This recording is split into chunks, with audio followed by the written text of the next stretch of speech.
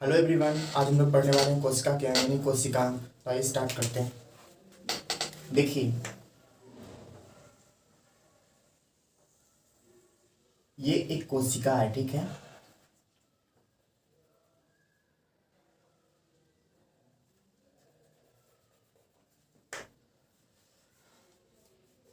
ये कोशिका है। देखिए, समझिएगा यहाँ पे आज हम लोग पढ़ने वाले हैं कोशिकांग यानी कोशिका के अंग। यानी कि देखिए, एक कोशिका के अंदर जितने भी पाए जाते हैं इसके पार्ट्स, उसे कोशिकांग कहते हैं। यानी कोशिका के जितने भी अंग होते हैं उसे कोशिकांग कहते हैं। तो देखिए, ये कोशिका है, ठीक है। कोशिका के अंदर ये आपका न्यूक्लियस है, ये आपका न्यूक्लियोलस है, ये आपका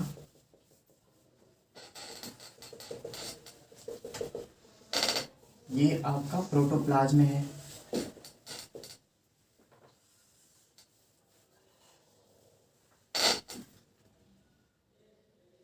ये आपका एंडोप्लाज्मिक रेटिकुलम है,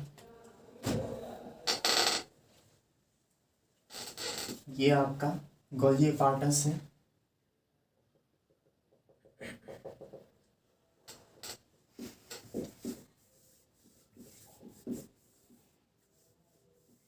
ये आपका राइबोसोम है, ये आपका लाइसोसोम है,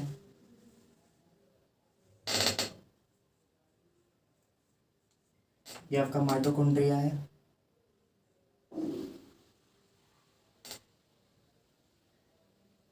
ये आपका वैक्यूल्स है,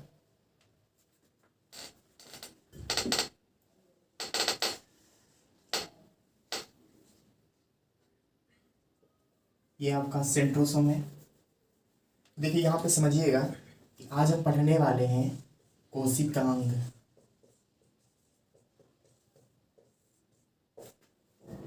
देखिए, जो इसे कोशिका झिल्ली कहते हैं, सेल मेम्ब्रेन, सेल मेम्ब्रेन कहते हैं। इसे गोल्गी एपार्टस कहते हैं, गोल्गी एपार्टस कहते हैं। इसे माइटोकॉन्ड्रिया कहते हैं।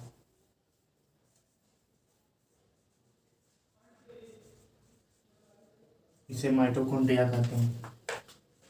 इसे वैक्यूल्स कहते हैं, वैक्यूल्स। इसे एंडोप्लाज्मिक रेटिकुलम कहते हैं,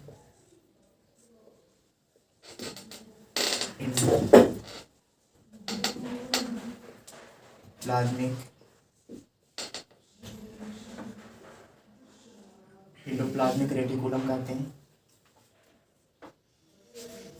इसे राइबोसोम कहा जाता है, राइबोसोम कहा जाता है। इसे सेंट्रोसोम, इसे सेंट्रोसोम कहते हैं, ठीक है। ये आपका न्यूक्लियस हो गया,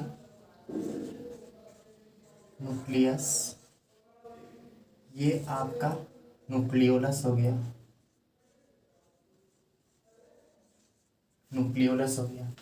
तो देखिए, ये एक कोशिका है, सेल। देखिएगा यहाँ पे, समझिएगा, ये कोशिका है, ठीक है। कोशिका के अंदर जितने भी पाए जाते हैं, कोशिका के अंदर जितने भी पाए जाते हैं उसे कोशिकांग कहते हैं। यानी कि देखिए, ये आपका न्यूक्लियस है जिसे केंद्रक बोलते हैं, ये आपका न्यूक्लियोलस है, ये आपका राइबोसोम है, सेंट्रोसोम है, एंडोप्लाज्मिक रेटिकुलम है, वैक्यूल्स है, आपका माइटोकॉन्ड्रिया है, गोल्गी एपार्टस है, ये आपका लाइसोसोम है, लाइसोसोम। देखिए, अब हम लोग पढ़ने वाले हैं, अब हम लोग पढ़ेंगे कि जो कोशिका का अंग है इसका काम क्या क्या है। जैसे कि राइबोसोम क्या करता है, राइबोसोम का इसमें क्या काम है, न्यूक्लियोलस का क्या काम है, न्यूक्लियस का क्या काम है, लाइसोसोम का क्या काम है, हम लोग एक एक करके पढ़ेंगे। सेल मेम्ब्रेन, प्रोटोप्लाज्म, इसे प्रोटोप्लाज्म कहते हैं। प्रोटोप्लाज्म जिसे जीव द्रव्य कहा जाता है। देखिए ये सेल के अंदर ये जो सेल मेम्ब्रेन है कोशिका भित्ति, इससे लगे हुए रहते हैं चिपचिपा मटमैले पदार्थ, उसे प्रोटोप्लाज्म कहते हैं।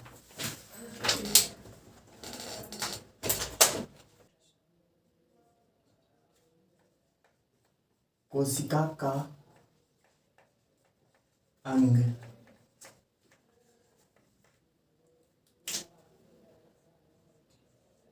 प्रोटोप्लाज्म जिसे जीव द्रव्य कहते हैं।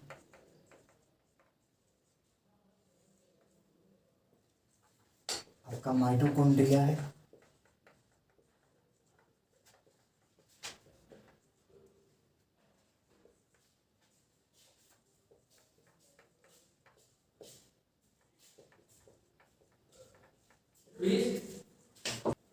ठीक है। आपका गोल्जी एपार्टस है,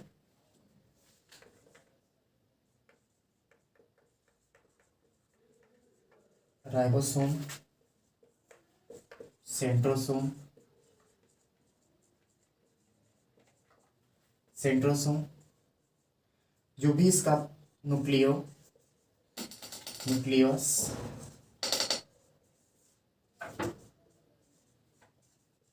न्यूक्लियोलस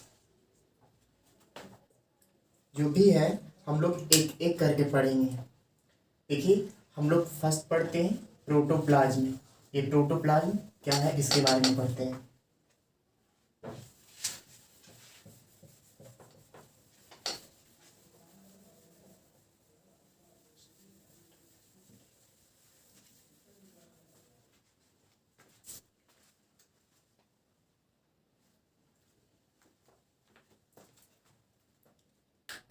आइए हम लोग प्रोटोप्लाज्म देखते हैं। देखिए प्रोटोप्लाज्म का खोज, प्रोटोप्लाज्म का खोज डुजार्डिन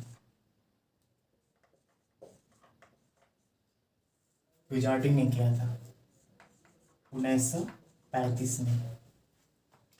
प्रोटोप्लाज्म का खोज डुजार्डिन ने किया था, ठीक है। लेकिन इसका नामकरण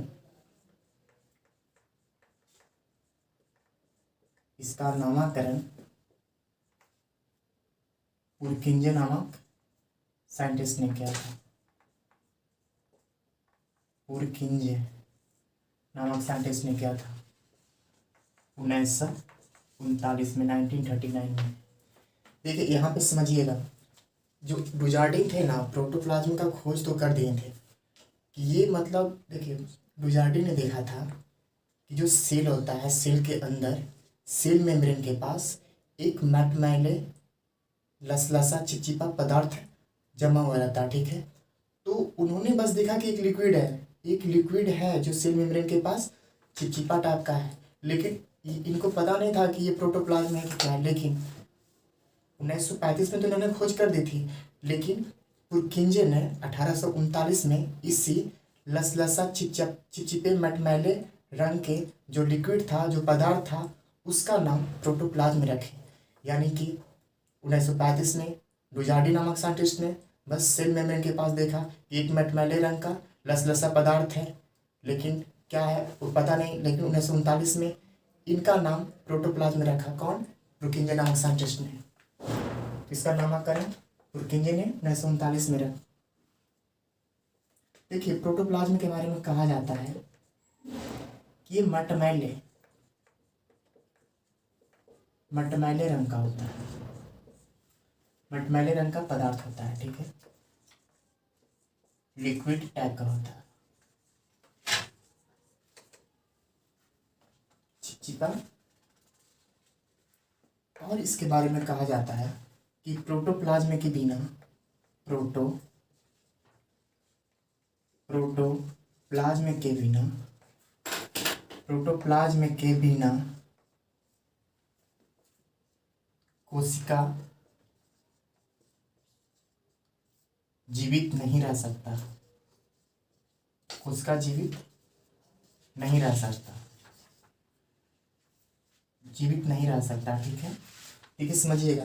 कहता है कि मान लीजिए कि कह रहा है कि प्रोटोप्लाज्म के बिना कोशिका जीवित नहीं रह सकता है, तो कोशिका के बिना कोई जीवित नहीं रह सकता है। तो यहाँ पर कह सकते हैं कि जो प्रोटोप्लाज्म को जीवों के जीवन का आधारभूत का कह सकते हैं, और इसी को ही हम लोग प्रोटोप्लाज्म थ्योरी यानी कि जीव द्रव्य सिद्धांत कहते हैं।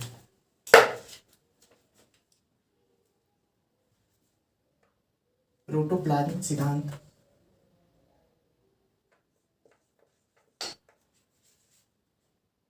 जीव द्रव्य सिद्धांत, जीव द्रव्य सिद्धांत, जीव द्रव्य सिद्धांत समझिएगा।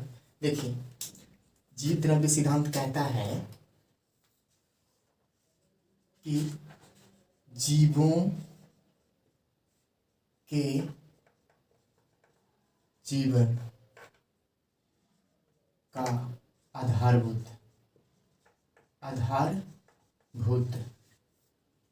प्रोटोप्लाज्म को माना जाता है। प्रोटोप्लाज्म को माना जाता है। सही बात है। अगर प्रोटोप्लाज्म के बिना सेल जीवित नहीं रह सकता है, तो सेल के बिना कोई जीव कहाँ से जीवित रह सकता है? जब ये नहीं जीवित रह सकता है तो ये कहाँ से जीवित रह सकता है? तो इसी को ही जीव द्रव्य सिद्धांत कहते हैं। और जीव द्रव्य सिद्धांत का खोज 1861 में किया था। ये हेक्सले नामक साइंटिस्ट ने किए थे। हेक्सले एंड सॉल्ज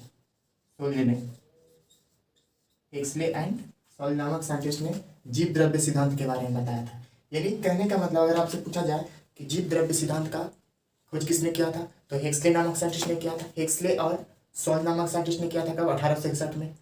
ये प्रोटोप्लाज्म थ्योरी है क्या? तो जीवों के जीवित रहने के लिए प्रोटोप्लाज्म को आधारभूत माना गया है। ठीक है, तो और भी कहा जाता है कि प्रोटोप्लाज्म को, देखिए जो प्रोटोप्लाज्म था, प्रोटोप्लाज्म, और भी इसके बारे में कहा जाता है कि प्रोटोप्लाज्म जो होता है वो कार्बनिक, प्रोटोप्लाज्म अकार्बनिक पदार्थ तथा कार्बनिक पदार्थ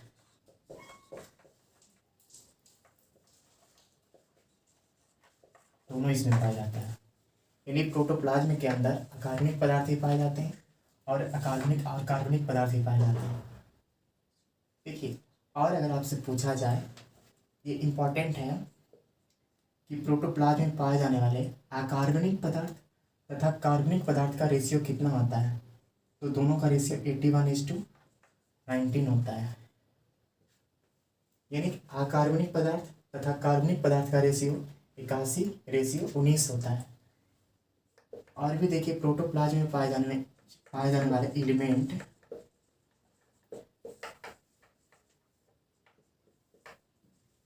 प्रोटोप्लाज्म में पाए जाने वाले एलिमेंट्स जो होते हैं, जिसमें ऑक्सीजन आपका 76% पाया जाता है,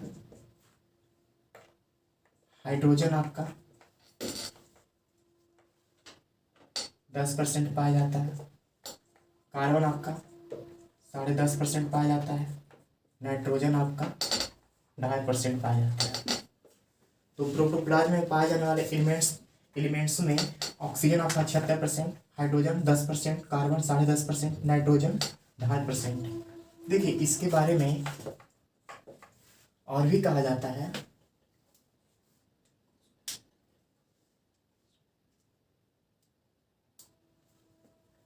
तो अब हम लोग बाकी का नेक्स्ट वीडियो में पढ़ेंगे, क्योंकि ज़्यादा लंबा वीडियो हो जाएगा।